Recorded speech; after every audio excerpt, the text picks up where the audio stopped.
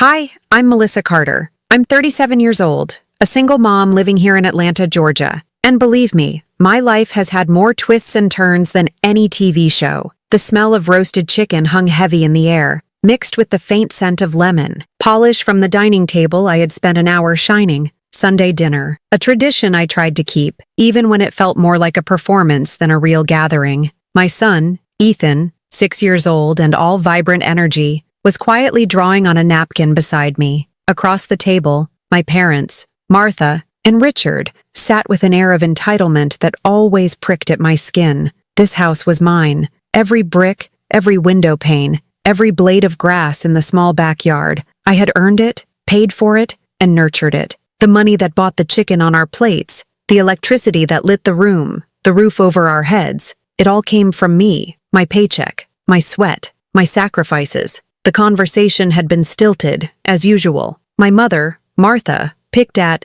her food, offering passive-aggressive comments about how my gravy wasn't as good as hers, or how Ethan was being a bit too loud for her delicate nerves. My father, Richard, mostly grunted in agreement, his eyes scanning the room as if searching for flaws in the home he freely occupied. Then, it happened. A sudden, jarring shift in the atmosphere. My father, without any real provocation, slammed his fork down on the table. The clatter made Ethan jump. My heart tightened, a familiar clench that always came with their presence. He pointed a finger at me, his face red, eyes narrowed to angry slits. "You and your kid are just freeloaders," he boomed, his voice shaking the quiet of the room. The words hit me like a physical blow, even though I had grown accustomed to their cruelty. But this was different. This was in my home, at my table, in front of my son. Before I tell you how everything flipped, like and subscribe, and drop a comment where you are watching from. I looked at my mother. Martha didn't flinch.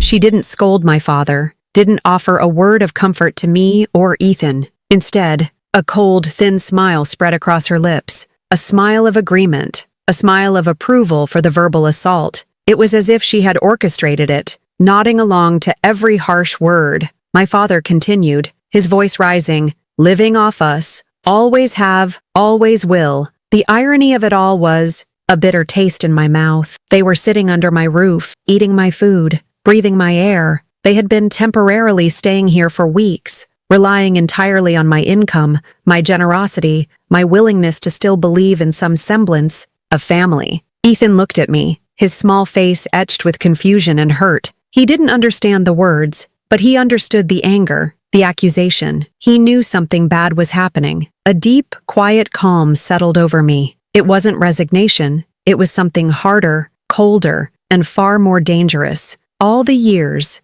of neglect, the constant put-downs, the financial exploitation, it all coalesced into a single, unbreakable resolve. I met my father's furious gaze, then my mother's smug, smiling face. My voice was low, steady, devoid of any emotion they might recognize as weakness. The room, which had been filled with my father's ranting, suddenly fell silent. The only sound was the faint hum of the refrigerator. I simply said, "Get out of my house." The silence that followed my words was heavy, thick with disbelief. My father's jaw dropped, and my mother's cold smile evaporated, replaced by a look of shock. They weren't used to me talking back. Not really. Not with that kind of certainty. But that moment, that cutting remark at my own dinner table, wasn't just about the chicken or the house. It was about everything that came before. It was about a lifetime of being told I was less, that I owed them, that I was nothing without them, even as they took everything they could. My mind, even in that tense moment, drifted back, far back, to a time when I still believed in their love, a time when I still had hope for a future they wouldn't destroy. I was 18 then, fresh out of high school, brimming with the naive excitement of a young girl on the cusp of adulthood. My grandmother, God bless her soul, had always seen something in me that my parents never did. She was my anchor, my quiet champion. When she passed away, she left me a gift that was meant to be my stepping stone to a better life, $80,000. It was specifically for my college education, a direct, clear instruction in her will, a legacy of love. I remembered the day the letter arrived from the attorney. My hands trembled as I read the amount, $80,000. It felt like a fortune. It was my ticket out, my chance to study, to learn, to build something for myself. I saw college brochures, dorm rooms, late-night study sessions, a bright future. I imagined becoming a teacher or maybe working with books. The possibilities were endless. I made the mistake of telling my parents. The initial reaction wasn't outright anger, but a subtle, creeping shift. My mother, Martha, who usually dismissed my aspirations as flights of fancy, suddenly became overly sweet. She hugged me tighter than usual, praised my grandmother's foresight, and talked about how lucky I was. My father, Richard, clapped me on the back, a rare show of physical affection, and spoke vaguely about family success. Then the demands started, slowly at first, like a gentle nudge, then growing into an undeniable pressure. "Melissa," my mother began one evening, her voice dripping with an artificial concern, "your father and I have been talking. You know how important family is, don't you?" I nodded, feeling a prickle of unease. I always knew what these conversations meant. They always ended with me giving something up. My father chimed in, more direct. "That money from Grandma, it's a lot for a young girl to manage. And frankly, with Mark trying to get his trucking business off the ground, well, it's just a shame he can't get a proper start." Mark, my older brother, the golden child, everything he touched seemed to turn to dust. But my parents always saw him as a misunderstood genius, a victim of circumstance, deserving of endless chances and endless bailouts. "But Grandma left it for my college," I said, my voice small, already, feeling the walls closing in. My father scoffed. "College? You can take out loans, Melissa. Everyone does it. This is for us all. Think of it as an investment in the family. Mark will make us all rich." He leaned forward, his eyes intense. "This is a family contribution. It's your duty." My mother added her part, playing the emotional card. "We've sacrificed so much for you, dear. Raised you, fed you, clothed you. Isn't it time you gave back? Mark needs this. Without it, he'll just flounder. And you wouldn't want to see your brother fail, would you? It would break our hearts." The arguments continued for weeks. They didn't yell or scream. Not yet. It was a quieter, more insidious form of manipulation. They played on my sense of guilt, my ingrained desire to please them, to finally earn their approval. They painted pictures of Mark's grand success, of how this money would benefit all of us. They made me feel selfish for wanting to keep what was mine. I was 18, vulnerable, and desperate for their love. I didn't have the tools to fight them. I didn't know how to say no to the people who were supposed to protect me. I truly believed, in my naive heart, that if I gave them what they wanted, they would finally see me, finally appreciate me. So, I signed the papers. I transferred the $80,000, every single penny, my college fund, my future, my grandmother's loving gift. It all went into my brother's empty bank account. I watched it go, feeling a hollow ache in my chest, telling myself it was for the best, that this was what a good daughter did. The trucking business, as I had feared but couldn't dare to voice, failed within a year. Mark bought a couple of beat-up trucks, squandered most of the money on questionable investments and lavish dinners, and then declared bankruptcy. The trucks were repossessed. The family investment vanished into thin air, leaving me with nothing but student loan debt to look forward to, and an even deeper sense of betrayal. My parents barely mentioned it, except to sigh dramatically about Mark's bad luck, and to remind me that, at least we tried. The phrase, "at least we tried," always rankled, because I was the only one who actually lost anything. My future, gone. And for what? For their golden boy to fail, yet again. That memory, sharp and stinging, was a cold comfort in the present. They had taken my inheritance, my chance when I was just a girl. Now, sitting in the home I had built entirely on my own, they called me a freeloader. The audacity was breathtaking. After the inheritance vanished, along with my dreams of a straightforward college experience, something shifted inside me. The ache turned into a dull throb, then a hard, cold resolve. My parents' words still echoed. "You can take out loans, Melissa." They had made it sound so easy, so normal, but with no safety net, no financial help, and the bitter taste of betrayal. In my mouth, loans felt like another cage. I didn't want to owe anyone anything ever again, especially not after what had happened. So, at 18, I walked away from home. Not with a dramatic exit or a suitcase packed with resentment, but quietly. I just left. One morning, I woke up, looked at the drab walls of my childhood bedroom, and knew I couldn't stay. There was nothing there for me but echoes of disappointment, and the constant pressure to give more. I had nothing but a small backpack with a few changes of clothes, a crumpled $20 bill, and a burning determination to prove them wrong, not to them, but to myself. My first stop was a bus to the nearest city, far enough away that dropping by wasn't easy for my parents. I found a job waiting tables in a greasy spoon diner. The hours were long, the tips often meager, and my feet ached constantly, but it was my money. Every dollar earned was a small victory. To make ends meet, I quickly found a second waitressing job at a late-night restaurant. I worked from early morning until past midnight, often sleeping only a few hours. My world became a blur of clattering dishes, demanding customers, and the perpetual smell of stale coffee and fried food. My living situation was just as bleak. I found a basement apartment, hardly more than a glorified cellar, that I shared with 3 other young women. It was cramped, perpetually damp, and smelled faintly of mildew. We slept on thin mattresses on the floor, took turns in the single, often clogged bathroom, and pooled our meager resources to buy groceries. Most of my meals consisted of canned soup, instant noodles, or day-old bread. There were weeks when I ate the same bland meal every single day, just to stretch what little money I had. My stomach often rumbled, but my spirit felt strangely full. I was independent. I was surviving. Despite the exhaustion, the hunger, and the constant financial worry, I knew I couldn't stop there. I couldn't let their theft define my future. So, I enrolled in community college classes at night. English composition, basic math, an introductory psychology course. Anything to get credits, anything to keep learning. I'd drag myself to class. After a 12-hour shift, my eyes heavy, my mind often hazy with fatigue, I'd take notes, trying to absorb every word, knowing that each lesson was a brick in the foundation of the life I was building. There were so many times I wanted to give up. The loneliness was profound. I watched other students, fresh-faced and rested, talking about their parents helping with tuition or sending care packages.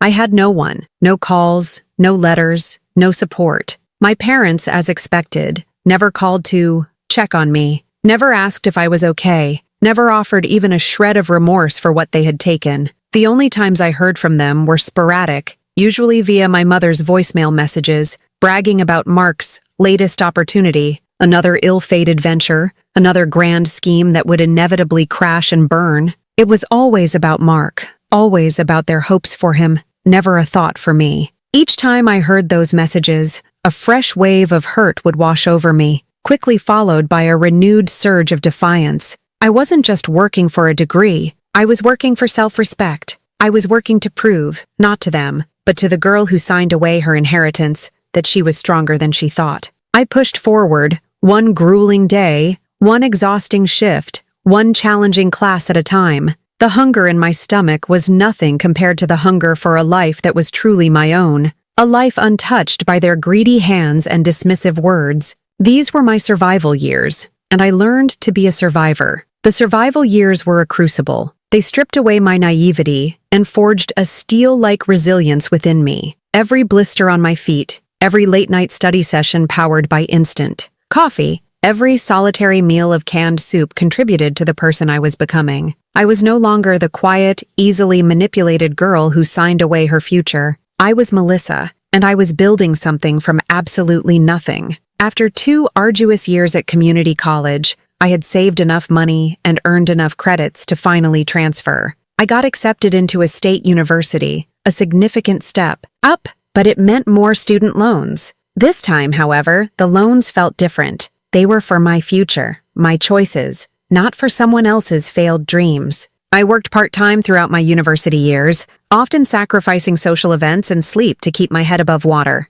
My focus was singular: get that degree, get a good job, and never again be dependent on anyone. I graduated with a degree in business administration, specializing in project management. It wasn't my childhood dream of being a teacher, but it was practical, in demand, and offered a clear path to financial stability. And stability was what I craved more than anything. My hard work paid off. I landed an entry-level job in software, project management for a growing tech company in Atlanta. It wasn't glamorous, but it was a foot in the door. I learned fast, worked harder than anyone else, and steadily climbed the corporate ladder. My personal life saw changes too. I met David, a kind, charismatic man who, for a while, seemed like the perfect partner. We fell in love, married, And, for a brief, beautiful period, I thought I had finally found the family I longed for, a family built on love and respect, not on obligation and manipulation. We had a son, Ethan, the light of my life. He was everything I ever dreamed of, bright-eyed, curious, full of joy. Holding him in my arms,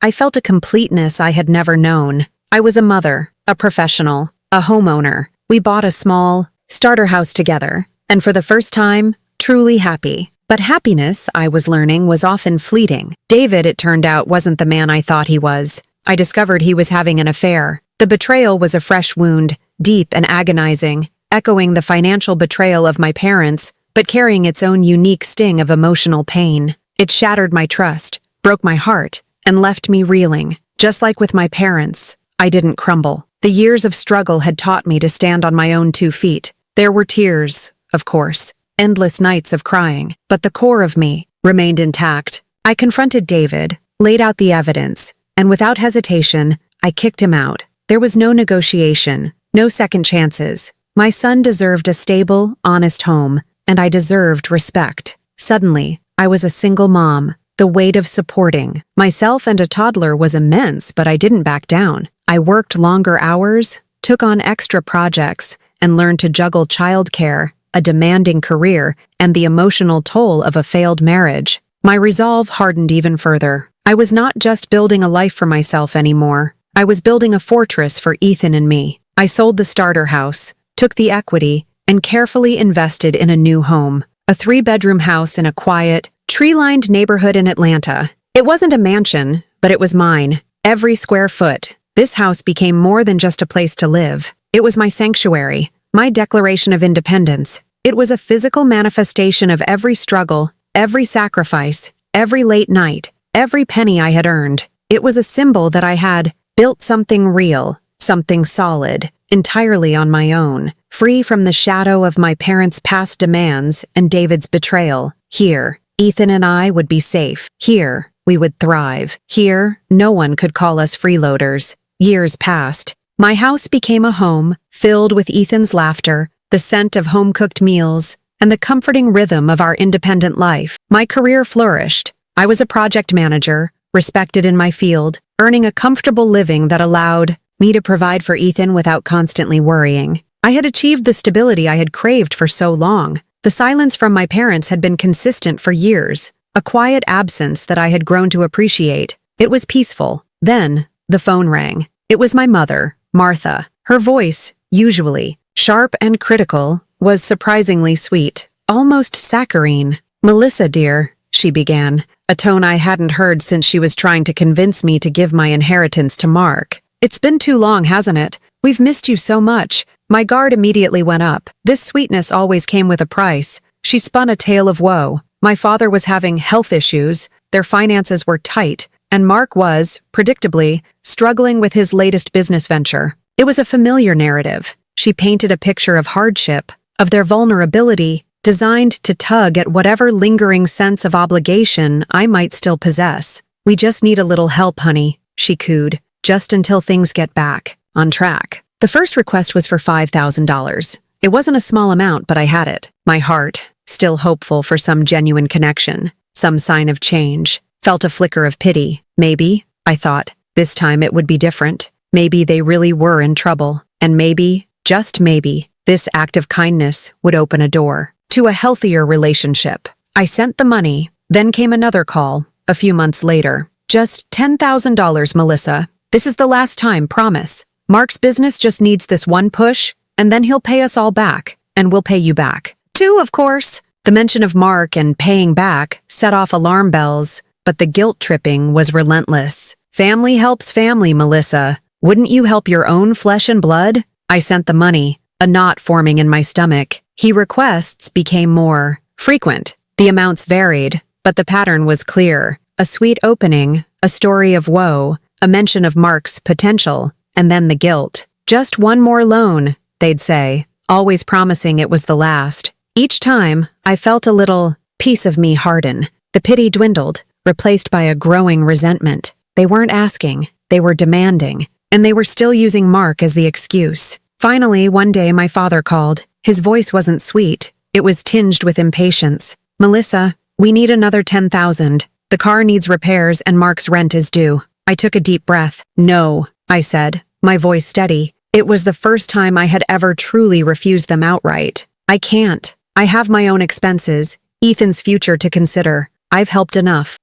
The shift in his tone was immediate and ugly. What do you mean no? He scoffed. You're doing so well, why can't you share? You owe us. We raised you, put a roof over your head. You took my college fund when I was 18, I reminded him, my voice flat. That was my roof over my head, my future. There was a moment of stunned silence on his end. Then he exploded. That's ancient history. We needed that. We're your parents. You have an obligation. My mother got on the phone, her voice now sharp and accusatory. Melissa, don't you dare forget who you are. Family sticks together. Mark needs us. And you're part of this family. You have an obligation to help your brother. Mark is 39 years old, I stated, a cold clarity in my voice. He needs to stand on his own 2 feet. And so do you. The conversation ended with them slamming the phone down. More silence followed, but this time it was different. It wasn't the peaceful absence I had grown to love. It was a charged silence, a prelude to something else.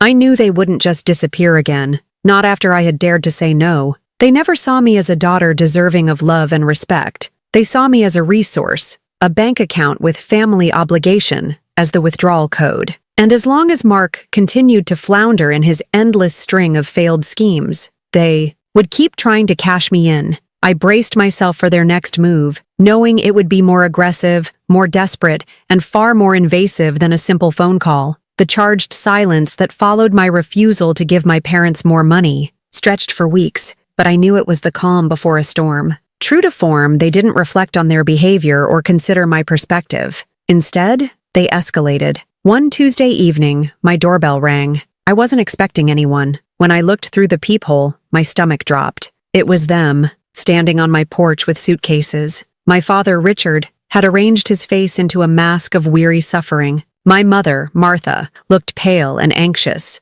a look she perfected when she wanted something. Before I could even process what was happening, she launched into a frantic, whispered explanation through the door. "Melissa, please," she said, her voice trembling with practiced desperation. "Your father, his health, it's taken a turn for the worse. The doctor said he needs to avoid stress. We lost the lease on our apartment. The landlord raised the rent, and with the medical bills, we have nowhere to go." Every instinct screamed at me that this was a lie, another calculated manipulation. But the sight of them on my doorstep, looking pathetic and old, chipped away at my resolve. The deeply ingrained conditioning of a daughter, the years of being told I owed them, was a powerful force. And there was a tiny, foolish part of me that thought, maybe this is my chance. Maybe if I help them now, in their time of need, they will finally see me. They will finally appreciate me. Against my better judgment, I opened the door. "It will just be for a little while," my father grumbled,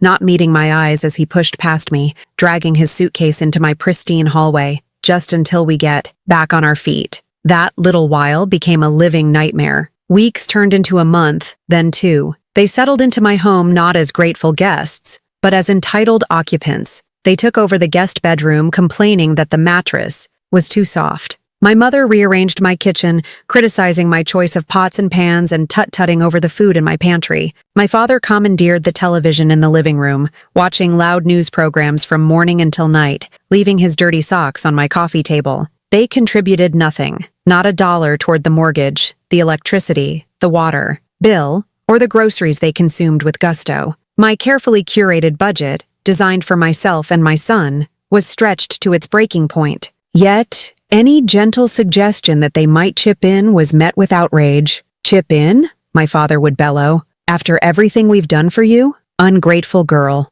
Their criticism wasn't limited to finances. It extended to every aspect of my life, and most painfully to my son. Ethan, who had always been a happy, boisterous child, grew quiet and withdrawn in their presence. My mother was constantly on his case. "Ethan, don't run in the house. Ethan, that's too much noise. Ethan, a boy your age shouldn't be playing with dolls." She would watch him with a disapproving frown, her very presence sucking the joy out of his play. My father was worse. He'd ignore Ethan completely one moment, then snap at him for the smallest infraction the next. He never called him by his name, usually referring to him as the kid. Their negativity filled my home like a toxic gas, suffocating the peace and safety I had worked so hard to build. I tried to stay quiet, to keep the peace. I told myself it was temporary. I reminded myself that they were my parents. I absorbed the insults, the criticisms, the blatant disrespect, burying my anger deep inside. I felt like I was 18 again,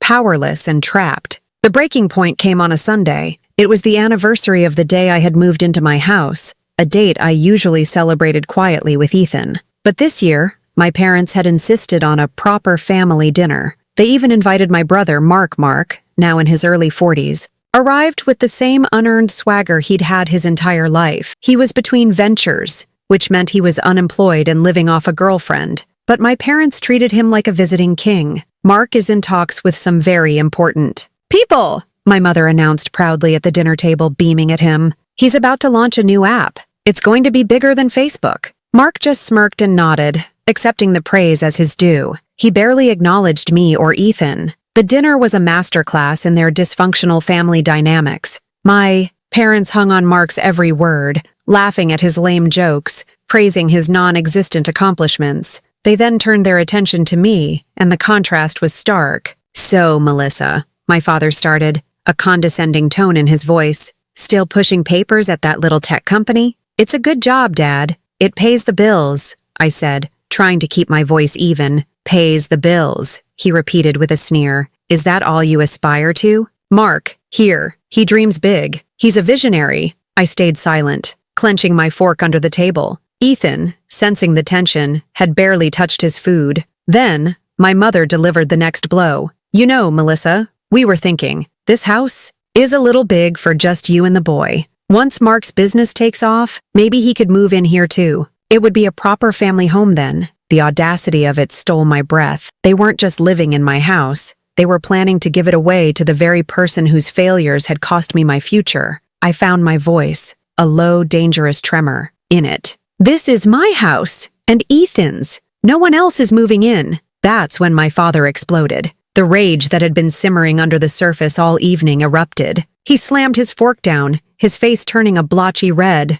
"Listen to you! So high and mighty in your house!" he roared. "You and your kid are just freeloaders, living off us. Always have, always will." The words, the same ones that would later become my declaration of war, hung in the air, thick and poisonous. Mark snickered. My mother nodded in cold agreement. They were a united front of delusion and cruelty. I looked at them, sitting at my table, in my chairs, eating the food I had bought and cooked, under the roof I had paid for with my own blood, sweat, and tears. And they had the nerve to call me a freeloader. I didn't scream. I didn't cry. A strange, chilling calm washed over me. I slowly stood up from the table. "This," I said, my voice barely a whisper but cutting through the tension like a razor, "is my house." My father laughed, a harsh, ugly sound. "And what are you gonna do? Kick out your own parents?" I looked at him, at my mother, at my brother. I saw them for what they truly were,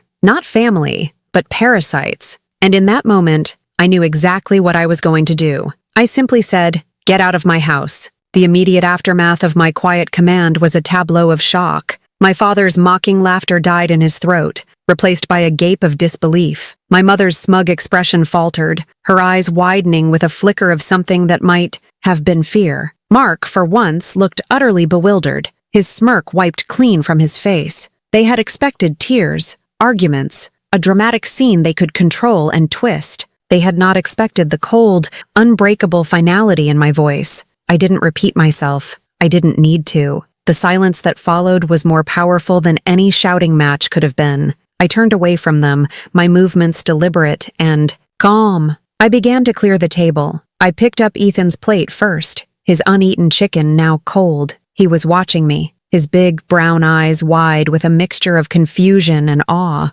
He had never seen me like this. He had only ever known me as the woman who absorbed their cruelty, who swallowed her pain to keep a fragile peace. As I picked up each plate, each fork, each glass, the clinking of porcelain and cutlery was the only sound in the room. It was a methodical, rhythmic action that grounded me, cementing the decision that had just been forged in the fire of their disrespect. I did not look at them. I did not acknowledge their presence. In my mind, they were already gone. They had become ghosts at my table, their power to hurt me severed by two simple words: get out. My father was the first to recover, his voice sputtering with indignation. What did you say? You ungrateful brat, you can't talk to us like that. This is our family. I continued to clear the table, moving with a grace born of pure, unadulterated resolve. I scraped the leftovers into the trash bin with a satisfying thud. I rinsed the plates and stacked them in the dishwasher. Each action was a step toward reclaiming my home, my life, my sanity. My mother found her voice next, switching tactics from shock to manipulative pity. Melissa, think about what you're doing, she pleaded, her voice taking on a whiny, trembling quality. Your father's health. Where will we go? You can't just throw us out on the street. What will people think? What will people think? That was always her primary concern. Not about the damage they caused, not about the emotional well-being of her daughter or grandson, but about appearances. The thought was so absurdly typical of her that a small, bitter smile touched my lips as I wiped down the counter. Mark, ever the opportunist, tried a different angle, a mix of faux brotherly concern and a veiled threat. Come on, Mel, don't be like this. We're family. You're just stressed. Let's all just calm down and talk about this. He was trying to de-escalate, not out of kindness, but because he saw his potential future cushy living situation evaporating before his eyes. I finally turned to face them. I leaned back against the clean kitchen counter, my arms crossed. My gaze was steady, my expression unreadable. There is nothing to talk about,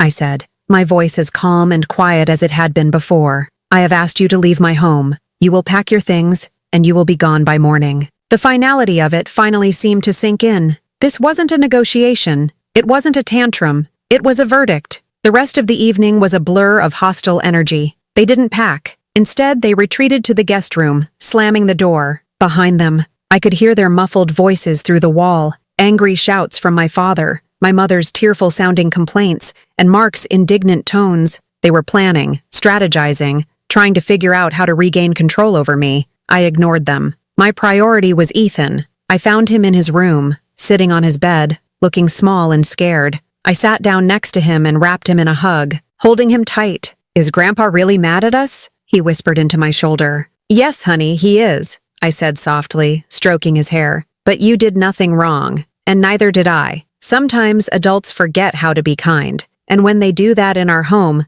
they can't stay here anymore. He looked up at me, his eyes searching my face. Are they going to leave? Yes, I said, meeting his gaze with a certainty I had never felt before. They are. I promise you they will never disrespect us in our own home again. This is our safe place, and I'm going to make sure it stays that way. He hugged me again, a little of the tension leaving his small body. We read a story, went through our usual bedtime routine, and I tucked him in, kissing his forehead. As I watched him drift off to sleep, the fierce, protective love of a mother burned away any remaining doubt or fear I had. This wasn't just about me anymore. It was about him. It was about giving him a childhood free from the toxicity that had defined so much of mine. That night, I didn't sleep in my bedroom, which was too close to the guest room where they were plotting. I took a blanket and pillow and lay down on the couch in the living room, a silent sentinel guarding my home. I didn't feel afraid. I didn't feel sad.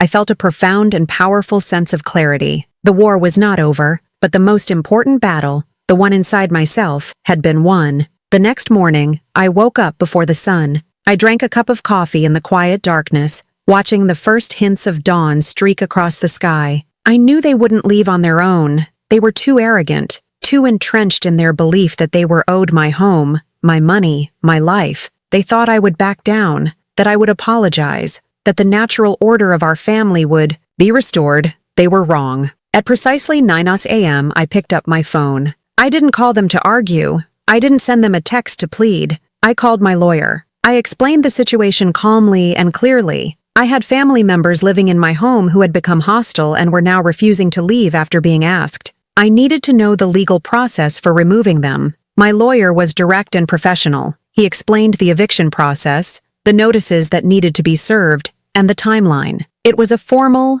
legal path, one that removed all emotion and family drama from the equation. It was perfect. It was the calm, methodical, and unassailable revenge I needed. My strength wasn't in shouting louder than them. It was in the silent, decisive action I was about to take. The phone call to my lawyer, David Chen, was the easiest conversation I'd had in months. There was no emotion to manage, no guilt to navigate. It was a simple transaction of information. I owned the property. They were occupants who were no longer welcome. The law, for once in my life, was unequivocally on my side. David drafted the official eviction notice that same day. It was a stark, formal document, filled with legal jargon that boiled down to a single, undeniable point. You have 30 days to vacate the premises. There was no room for argument, no space for emotional manipulation. It was a legal fact. The notice arrived via a certified process server 2 days later. I made sure I was out of the house with Ethan when it was scheduled to be delivered. I didn't want to witness the explosion. I took him to the park, where we spent the afternoon laughing and playing, a pocket of perfect peace in the midst of the storm I had unleashed. When we returned home, the atmosphere was thick with a toxic silence. The official notice lay on the kitchen counter, looking alien and imposing amidst the familiar clutter of mail and school papers. The door to the guest room was closed. For hours, there was no sound. Then, my phone began to ring. It was my mother. I looked at her name on the screen, took a deep breath, and let it go to voicemail. A minute later, it rang again. My father. I ignored it. Then Mark. I ignored that too. For the next several hours, my phone buzzed incessantly. A barrage of calls, voicemails, and text messages. I didn't listen to a single one. I put my phone on silent and placed it face down on the counter. Every unanswered call was a small act of defiance, a reclaiming of my power. They were used to having immediate access to me, to my emotions,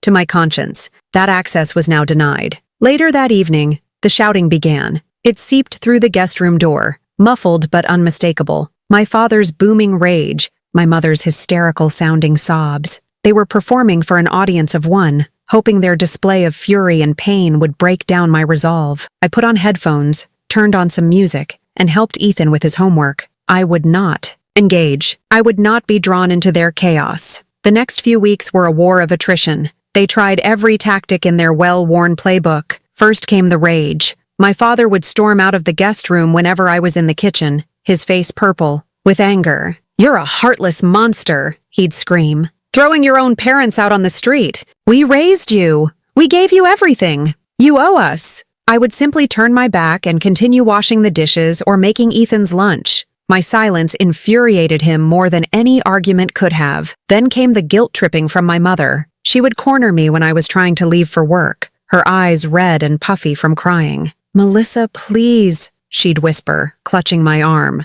"You're tearing this family apart. Your father's heart can't take this stress. What if something happens to him? It will be your fault." I would gently remove her hand from my arm and say, "I have to get to work," before walking out the door. Mark's approach was a combination of threats and condescension. He sent me a string of text messages. "You're making a huge mistake. You'll regret this when you're all alone. Mom and Dad are devastated. You're a cold, selfish witch." I never responded. I simply blocked his number. He showed up at the house one afternoon, demanding to talk some sense into me. I saw him through the peephole and didn't open the door. He banged on it for 10 minutes before leaving, shouting insults at my house. He even tried to turn Ethan against me. My mother would say things to him in a loud whisper when she thought I was just out of earshot. "Your mommy is being very mean to Grandma and Grandpa. Poor Grandma is so sad." But Ethan, bless his innocent heart, was loyal to me. He would just run to me and hug my leg, his silent show of solidarity giving me more strength than she could ever imagine. Throughout it all, I remained a calm, unmovable wall. Every call went unanswered. Every text was deleted without being read. Every attempt at a confrontation was met with my quiet, unwavering refusal to engage. They were fighting a battle with an opponent who had already left the field. Their weapons, guilt, anger, pity, were useless against my silence. The 30 days passed in a haze of tension. On the final day, I woke up to find them gone. They had packed their things in the night and left, leaving the guest room a mess, a final, petty act of defiance. My father had left a note on the kitchen table. It was a single, spiteful line scrawled on a napkin. "You are no longer our daughter." I picked up the napkin, read the words, and felt nothing. No pain, no sadness, just a profound sense of relief. It was the confirmation of what I had known for years. I had never been their daughter. I had been their asset. their backup plan, their emotional punching bag. The note wasn't a punishment. It was a release. A few hours later, Mark stormed out of the house for the last time. He had apparently been staying with them, and when they left, he had no choice but to go too. He didn't leave a note. He just slammed the front door so hard that a picture frame fell off the wall. "Heartless!" he screamed from the driveway before peeling out in his beat-up car. I didn't respond. I simply walked over, picked up the picture frame, a photo of Ethan and me at the beach smiling, and placed it back on the wall. The house was quiet. The war was over. I had won. The silence that descended upon the house in the hours and days after they left was unlike any I had ever experienced. It wasn't an empty silence, heavy with unspoken tension. It was a clean, pure, and liberating quiet. It was the sound of peace. The air itself felt lighter, as if the very molecules in the room had been cleansed of years of negativity and resentment. For the first time in months, I walked through my own home without a knot of anxiety in my stomach. I didn't have to brace myself for a critical remark, a passive-aggressive sigh, or an outright confrontation. I could leave my coffee cup on the table without my mother making a comment about cleanliness. I could watch a cartoon with Ethan without my father grumbling about the noise. The house was ours again, a sanctuary restored. The most immediate and beautiful change was in Ethan. The quiet, hesitant child he had become in their presence vanished, replaced by the vibrant, joyful boy I knew and loved. He started running through the hallways again, his laughter echoing off the walls. He spread his toys out in the living room,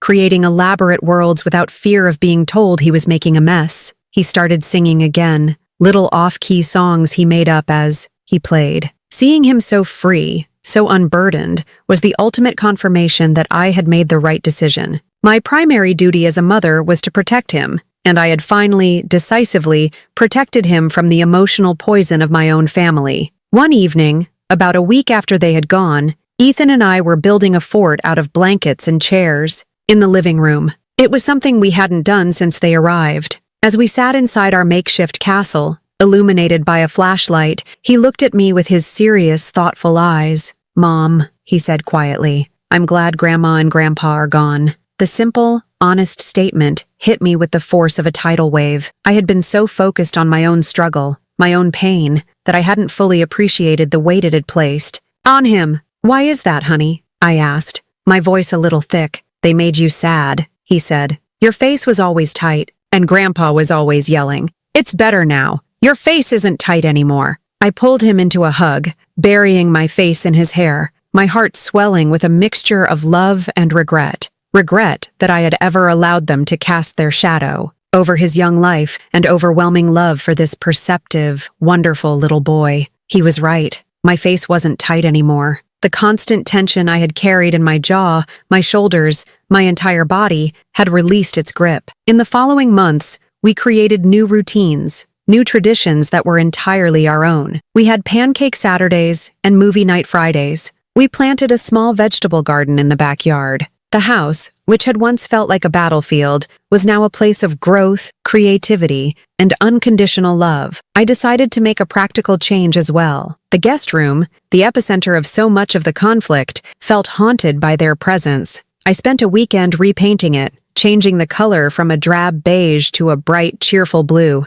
I sold the old mattress and bought a new one. I didn't want to leave it empty, a monument to a painful past. Instead, I put an ad out at the local university for a tenant. A week later, a young graduate student named Sarah moved in. She was quiet, respectful, and incredibly kind. Her presence was a breath of fresh air. The room that had once been a source of stress now generated a small income, money that I put directly into a college fund for Ethan. The irony was not lost on me. The space my parents had tried to claim through guilt and manipulation was now securing the future for my son, a future that would be his and his alone, with no strings attached. I realized then that my parents had never seen me as family. They had seen me as a function, an emergency fund, a retirement plan. They had never celebrated my successes, only assessed them for how they could benefit. They had never offered support, only demanded it. Their love was entirely conditional, and the condition was my total submission to their needs and whims. The note my father had left, "You are no longer our daughter," had been intended as the ultimate punishment. But it was, in fact, the ultimate gift. It was permission to finally stop trying, to stop hoping, to stop breaking my own heart against the unyielding wall of their narcissism. I didn't need to be their daughter anymore. I was Ethan's mother. I was a homeowner. I was a successful professional. I was a survivor. And for the first time in my life, that felt like more than enough. I didn't choose bitterness or anger. I chose peace. I chose my son. I chose myself. I look around my home now, and I don't see the ghosts of arguments past. I see a home filled with light and laughter. I see my son, thriving and happy, secure in the knowledge that he is loved and safe. I see the life I built, not from the ashes of my stolen inheritance, but from the strength I found when I had nothing left to lose. My parents and my brother are no longer a part of my life. I don't know where they live, and I don't wish to. The